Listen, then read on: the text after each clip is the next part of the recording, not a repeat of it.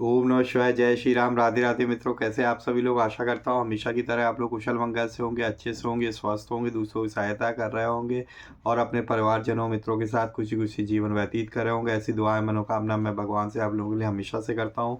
मैं अंकित आप सभी लोगों का आपके अपने चैनल में हार्दिक स्वागत करता हूँ, अभिनंदन करता हूँ।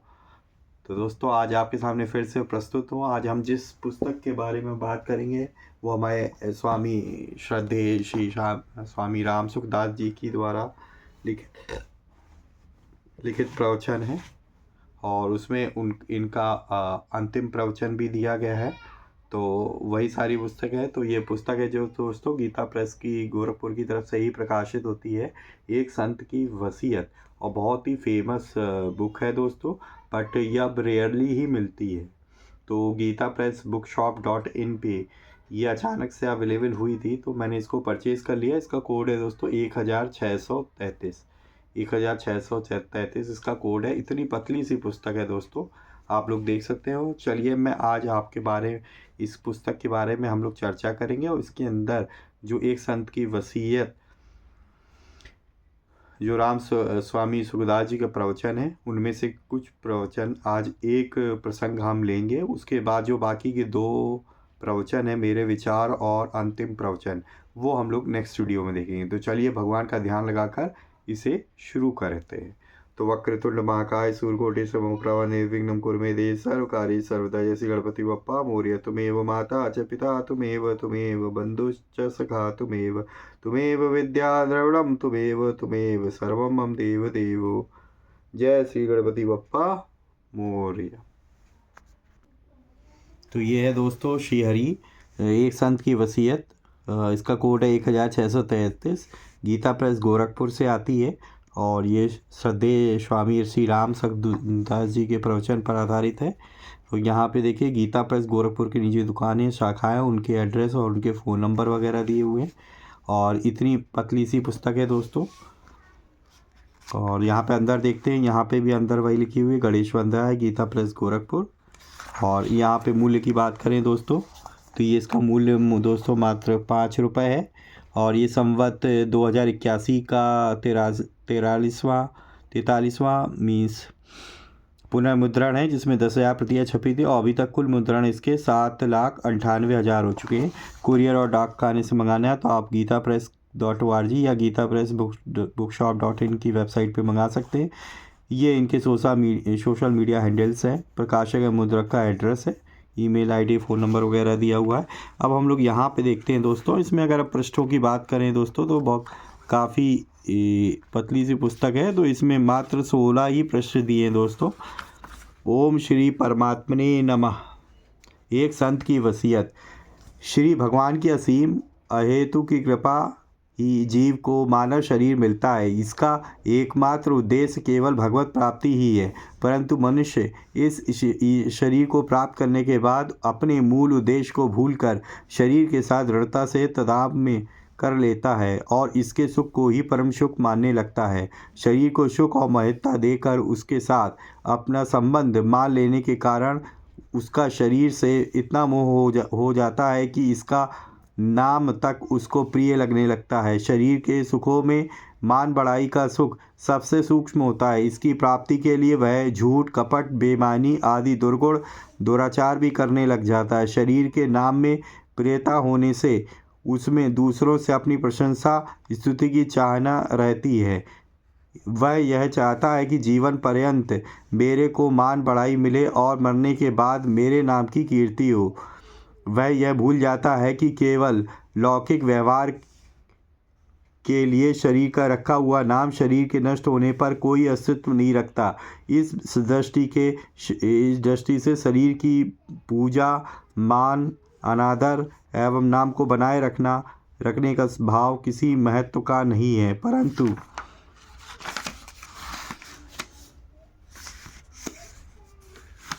शरीर का मान, आदर एवं नाम की स्तुति, प्रशंसा का भाव इतना व्यापक है कि मनुष्य अपने तथा अपने प्रियजनों के साथ तो ऐसा व्यवहार करते ही हैं, प्रत्युत जो भगवद्गीता, महापुरुष प्रवचन तथा पवित्र मर्यादा के अनुसार सच्चे हृदय से अपने लक्ष्य भगवत प्राप्ति में लगे रहकर इन दोषों से दूर रहना चाहते हैं, उन साधकों के साथ भी ऐसा ही व्यवहार करने लग जाते हैं। अधिक क्या कहा जाए, उन साधकों का शरीर निष्प्राण होने पर भी उसकी स्मृति बनाए रखने के लिए वे उस शरीर को चित्र में आबद्ध करते हैं एवं उसको बहुत ही साज सज्जा के साथ अंतिम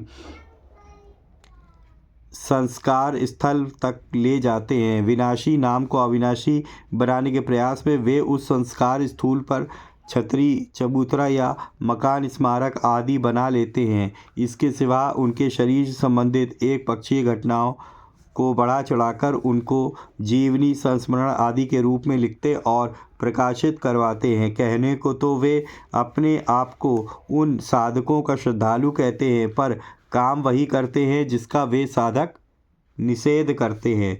श्रद्धा तत्व अविनाशी है, अतः उन साधकों के अविनाशी सिद्धांतों तथा वचनों पर ही श्रद्धा होनी चाहिए, ना कि विनाशी देह या नाम में।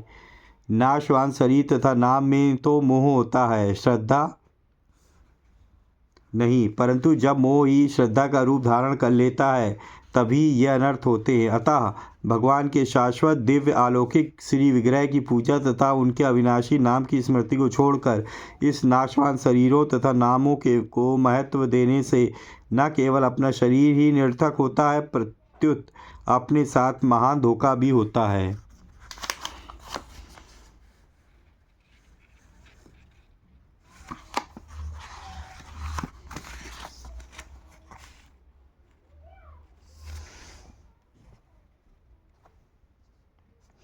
वास्तविक दृष्टि से देखा जाए तो शरीर मलमूत्र बनाने की एक मशीन ही है। इसको उत्तम से उत्तम भोजन या भगवान का प्रसाद खिला दो तो वह मल बनकर निकल जाएगा, तथा उत्तम से उत्तम पेय या गंगा जल मिला दो तो वह मूत्र बनकर निकल जाएगा। जब तक प्राण है तब तक तो यह शरीर मलमूत्र बनाने की मशीन है, और प्राण निकल जाने पर वह यह मुर्दा है जिसको छू लेने पर स्नान करना पड़ता है। वास्तव में यह शरीर प्रतिक्षण ही मर रहा है, मुर्दा बन रहा है। इसमें जो वास्तविक तत्व चेतन है उसका चित्र तो लिया ही नहीं जा सकता। चित्र लिया जा सकता है उस शरीर का, उस जो प्रतिक्षण नष्ट हो रहा है। इसलिए चित्र लेने के बाद शरीर भी वैसा नहीं रहता जैसा चित्र लेते समय था। इसलिए चित्र की पूजा तो असत्य नहीं की ही पूजा हुई। चित्र में चित्रित शरीर निष्प्राण रहता है, अतः हाड़ मांस में अपवित्र शरीर का चित्र तो मुर्दे का भी मुर्दा हुआ। हम अपनी मान्यता से जिस पुरुष को महात्मा कहते हैं वह अपने शरीर से सर्वथा संबंध विच्छेद हो जाने से ही महात्मा है, ना कि शरीर के संबंध रहने के कारण। शरीर को तो वे मल के समान समझते, अतः महात्मा के कहे जाने वाले शरीर का आदर करना मल का आदर करना हुआ। क्या यह उचित है? यदि कोई कहे कि जैसे भगवान के चित्र की पूजा आदि होती है वैसे ही महात्मा के चित्र की भी होनी चाहिए, महात्मा के चित्र की भी पूजा आदि की जाए तो क्या आपत्ति है? तो यह कहना भी उचित नहीं है। कारण है कि भगवान का शरीर चिन्मय एवं अविनाशी होता है, जबकि महात्मा का कहा जाने वाला शरीर पंच भौतिक होने के कारण जड़ एवं विनाशी होता है। भगवान सर्वव्यापी है, अतः वे चित्र में भी है, परंतु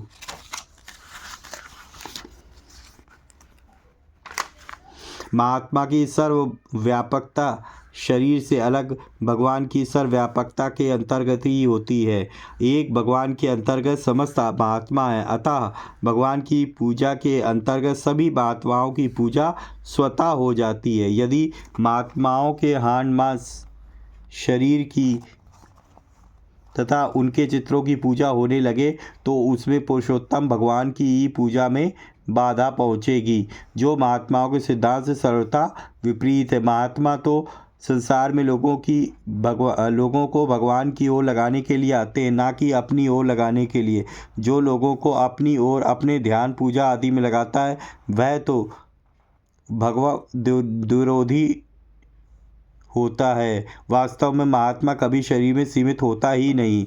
वास्तविक जीवनी या चरित्र वही होता है जो सांगोपांग हो, अर्थात जीवन की अच्छी बुरी, सद्गुण दुर्गुण, सदाचार दुराचार आदि सब बातों का यथार्थ रूप से वर्णन हो। अपने जीवन की समस्त घटनाओं को यथार्थ रूप से मनुष्य ही स्वयं जान सकता है। दूसरे मनुष्य तो उसकी बाहरी क्रियाओं को देखकर अपनी बुद्धि के अनुसार उसके बारे में अनुमान मात्र कर सकते हैं, जो प्रायः यथार्थ नहीं होता। आजकल जो जीवनी लिखी जाती है उसमें दोषों को छिपाकर गुणों का ही मिथ्या रूप से अधिक वर्णन करने के कारण वह सांगोपांग तथा पूर्ण रूप से सत्य होती ही नहीं। वास्तव में मर्यादा पुरुषोत्तम भगवान श्री राम के चरित्र से बढ़कर और किसी के चरित्र क्या हो सकता है। अतः उन्हीं के चरित्र को पढ़ना सुनना चाहिए और उसके अनुसार अपना जीवन बनाना चाहिए। जिसको हम आत्मा मानते हैं उसका सिद्धांत और उपदेश ही श्रेष्ठ होता है, अतः उसी के अनुसार अपना जीवन बनाने का यत्न करना चाहिए। उपर्युक्त सभी बातों पर विचार करके मैं सभी परिचित संतों तथा सद्गृहस्थों में से एक विनम्र निवेदन प्रस्तुत कर रहा हूँ। इसमें सभी बातें मैंने व्यक्तिगत आधार पर प्रकट की हैं, अर्थात मैंने अपने व्यक्तिगत चित्र, स्मारक, जीवनी आदि का ही निषेध किया है। मेरी शारीरिक असमर्थता के समय शरीर शांत होने के कारण इस शरीर के प्रति आपका क्या दायित्व रहेगा, इसका स्पष्ट निर्देश करना ही इस लेखन का प्रयोजन है। यदि यह शरीर चलने फिरने, उठने बैठने आदि में असमर्थ हो जाए एवं वैद्यों डॉक्टरों की राय शरीर के रहने की कोई आशा प्रतीत न हो, तो इसको गंगा जी के तटवर्ती स्थान पर ले जाया जाना चाहिए। उस समय किसी भी प्रकार की औषधि आदि का प्रयोग न करके केवल गंगा जल तथा तुलसी दल का प्रयोग ही किया जाना चाहिए। उस समय अनवरत रूप से भगवान नाम का जप और कीर्तन तथा श्रीमद् भगवद गीता, श्री विष्णु सहस्त्रनाम, श्री रामचरितमानस आदि पूज्य ग्रंथों का श्रवण कराया जाना चाहिए। इस शरीर के निष्पाण होने के बाद इस पर गोपी चंदन एवं तुलसी माला के सिवा पुष्प, इत्र, गुलाल आदि का प्रयोग बिल्कुल नहीं करना चाहिए।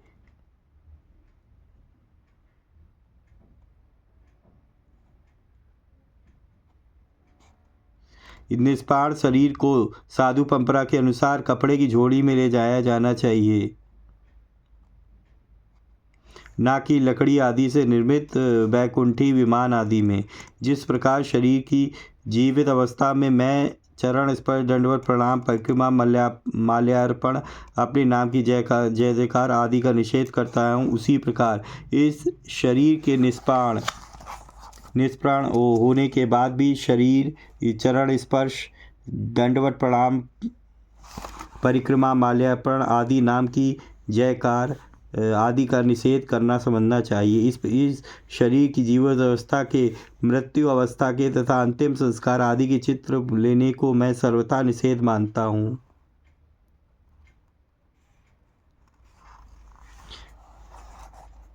मेरी हार्दिक इच्छा यही है कि अन्य नगर या गांव में इस शरीर के शांत होने पर इसको वाहन में रखकर गंगा जी के तट पर ले जाना चाहिए तथा वही इसका अंतिम संस्कार कर देना चाहिए। यदि किसी अप्राप्य कारण से ऐसा होना कदापि न संभव ना हो सके, जिस या नगर या गांव में शरीर शांत हो जाए, वहीं गायों के गांव से जंगल की ओर जाने आने के मार्ग गोवा में अथवा नगर या गांव के बाहर जहां गायें विश्राम आदि किया करती हैं, वहाँ इस शरीर का सूर्य की साक्षी में अंतिम संस्कार कर देना चाहिए। इस शरीर के शांत होने पर किसी भी की भी प्रतीक्षा नहीं करनी चाहिए। अंतिम संस्कार पर्यंत केवल भजन कीर्तन, भगवान नाम जाप आदि ही होने चाहिए और अत्यंत सादगी के साथ अंतिम संस्कार करना चाहिए। अंतिम संस्कार के समय इस शरीर की दैनिकोपयोगी सामग्री, कपड़े, खड़ायु, जूते आदि को भी किसी शरीर के साथ ही जला देना चाहिए तथा अवशिष्ट सामग्री, पुस्तकें, कमंडलू आदि को पूजा में अथवा स्मृति के रूप में बिल्कुल नहीं रखना चाहिए। प्रत्युत उनका भी सामान्यतया उपयोग करते रहना चाहिए। जिस स्थान पर इस शरीर का अंतिम संस्कार किया जाए वहाँ मेरी स्मृति के रूप में कुछ भी नहीं बनाना चाहिए। यहाँ तक कि उस स्थान पर केवल पत्थर आदि को रखने का भी मैं निषेध करता हूँ। अंतिम संस्कार से पूर्व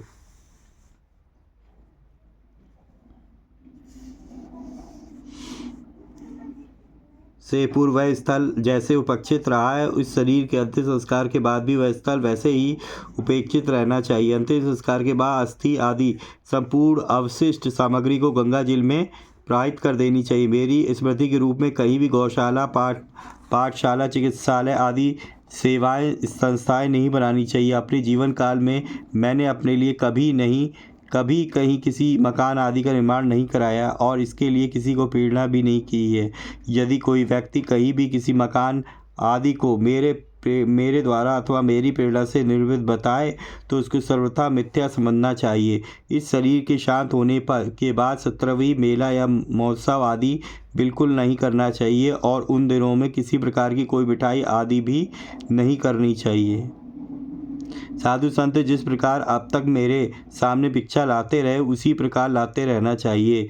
अगर संतों के लिए सदगृहस्थ अपने आप भिक्षा लाते हैं तो उसी भिक्षा को स्वीकार करना चाहिए जिसमें कोई मीठी चीज़ ना हो। अगर कोई साधु या सदगृहस्थ बाहर से आ जाए तो उनकी भोजन व्यवस्था में मिठाई बिल्कुल नहीं बनानी चाहिए, प्रत्युत उनके लिए भी साधारण भोजन ही बनाना चाहिए। इस शरीर के शांत होने पर शोक अथवा शोक सभा आदि नहीं करनी चाहिए, प्रत्युत 17 दिन तक सत्संग, भजन, कीर्तन, भगवान नाम, जब गीता पाठ, श्री रामचरितमानस पाठ, संतवाणी पाठ, भागवत पाठ आदि आध्यात्मिक कृत्य ही होने चाहिए। सनातन हिंदू संस्कृति में इन दिनों के ये ही प्रमुख कर्तव्य माने गए हैं। इस शरीर के शांत होने के बाद भी 17वीं आदि किसी भी अवसर पर यदि कोई सज्जन रुपया, पैसा, कपड़ा आदि कोई भी वस्तु भेंट करना चाहे तो नहीं लेना चाहिए। अर्थात किसी से भी किसी भी प्रकार की कोई भेंट बिल्कुल नहीं लेनी चाहिए। यदि कोई कहे कि हम तो मंदिर में भेंट चढ़ाते तो इसको फालतू बात मानकर इसका विरोध करना चाहिए। बाहर से कोई व्यक्ति किसी भी प्रकार की कोई भेंट किसी भी माध्यम से भेजे तो उसको सर्वथा अस्वीकार कर देनी चाहिए। किसी से भी भेंट न लेने के साथ साथ यह सावधानी भी रखनी चाहिए किसी को कोई भेंट, चद्दर, किराया आदि नहीं दिया जाए। जब 17वीं का भी निषेध है तो फिर बरसी, वार्षिक तिथि आदि का भी निषेध समझना चाहिए। इस शरीर के शांत होने के बाद इस शरीर से संबंधित घटनाओं को जीवनी, स्मारिका, संस्मरण आदि किसी भी रूप में प्रकाशित नहीं किया जाना चाहिए। अंत में मैं अपने परिचित सभी संतों एवं सद्गृहस्थों से विचित्र निवेदन करता हूँ कि जिन बातों को मैंने निषेध किया उनको किसी भी स्थिति में नहीं किया जाना चाहिए। इस शरीर के शांत होने पर इन निर्देशों के विपरीत आचरण करके तथा किसी भी प्रकार का विवाद, विरोध, मतभेद, झगड़ा और वितंडावाद आदि अवांछनीय स्थिति उत्पन्न करके अपने को अपराध एवं पाप का भागी नहीं बनाना चाहिए। प्रत्युत अत्यंत धैर्य, प्रेम, सरलता एवं पारस्परिक विश्वास, निश्चल व्यवहार के साथ पूर्वोक्त निर्देशों का पालन करते हुए भगवान नाम कीर्तन पूर्वक अंतिम संस्कार कर देना चाहिए। जब और जहाँ भी ऐसा संयोग हो उस शरीर के संबंध में दिए गए निर्देशों का पालन वहाँ उपस्थित प्रत्येक संबंधित व्यक्ति को करना चाहिए। मेरे जीवन काल में मेरे द्वारा शरीर से, वाणी से, मन से, जान से, अनजान में किसी को भी किसी प्रकार का कष्ट पहुंचा हो तो मैं उन सभी से विनम्र हृदय से करबद्ध क्षमा कर मांगता हूँ। आशा है सभी उदारतापूर्वक मेरे को क्षमा प्रदान करेंगे। एक बार सरल हृदय से दृढ़तापूर्वक स्वीकार कर ले कि मैं केवल भगवान का ही अंश हूँ और केवल भगवान ही मेरे अपने हैं, क्योंकि शरीर संसार कभी किसी के साथ रहते ही नहीं और परमात्मा कभी किसी का साथ छोड़ते ही नहीं। ब्रह्मलीन सद्देह स्वामी श्री राम सुखदास जी महाराज के प्रवचन से। तो ये था दोस्तों एक संत की वसीयत। अब इसके बाद हम लोग जो है नेक्स्ट सेशन में मेरे विचार और उसके बाद हम लोग अंतिम प्रवचन देखेंगे राम सुखदास जी के।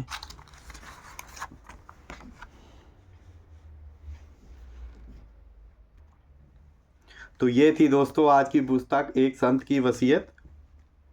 तो इसमें श्री राम सुखदास जी ने वसीयत बताई है कि जब भी कोई आदमी मर जाता है तो क्या कर्म होनी चाहिए, बहुत सादगी से उसका अंतिम संस्कार होना चाहिए। केवल जो है उसमें भजन कीर्तन ही होने चाहिए, कोई भी शोक सभा वगैरह आयोजित नहीं करनी चाहिए। तो उन्हें वही चीज़ बताई, उन्होंने कहा कि हमने जो जीवन काल में अपने किया है उसको मरने के बाद भी नहीं करना चाहिए। मतलब जीवन काल में जो कृत्य किए हैं नहीं किए हैं, लाइक उन्होंने बताया एग्जाम्पल देके कि मेरे नाम से कोई ना स्कूल बनाया है ना कुछ है, और आप उसको जो है मरने के बाद अगर आप बनाते हैं तो वो चीज़ उचित नहीं है। तो इसी तरीके की बहुत सारी चीज़ें उल्लेख की मैंने आपको पढ़ के सुनाई। आशा करता हूँ आप लोगों को अच्छी लगी होगी। अगर आपको ये सेशन अच्छा लगा है तो प्लीज़ जो है वीडियो को लाइक करना ना भूलें, और जो है लेटेस्ट वीडियो की इन्फॉर्मेशन आप तक पहुंचती है क्योंकि आप लोग बेल आइकन को प्रेस किए रहते हैं। तो अगर आप नए नए यूज़र्स हैं, ठीक है दोस्तों, और आपको इस तरीके की वीडियोस देखना, कथाएं देखना, बुक रिव्यूज़ देखना पसंद है तो प्लीज़ आप मेरे चैनल को सब्सक्राइब कर सकते हैं, और बेल आइकन को प्रेस करेंगे तो लेटेस्ट से लेटेस्ट वीडियो की इन्फॉर्मेशन ज़रूर पहुंचेगी, ठीक है। और अपने मित्रों और परिजनों के साथ भी ज़रूर शेयर करें ताकि वो भी इस तरीके की वीडियो से कुछ इन्फॉर्मेशन प्राप्त कर सके, लाभ प्राप्त कर सके, ठीक है दोस्तों। तो मिलेंगे नेक्स्ट वीडियो में, तब तक के लिए जय श्री राम, राधे राधे दोस्तों। और हम हमेशा की तरह किसी न किसी एक पर्सन की हेल्प करने की ज़रूर कोशिश करें। मिलेंगे नेक्स्ट वीडियो में, तब तक के लिए जय श्री राम, राधे राधे मित्रों।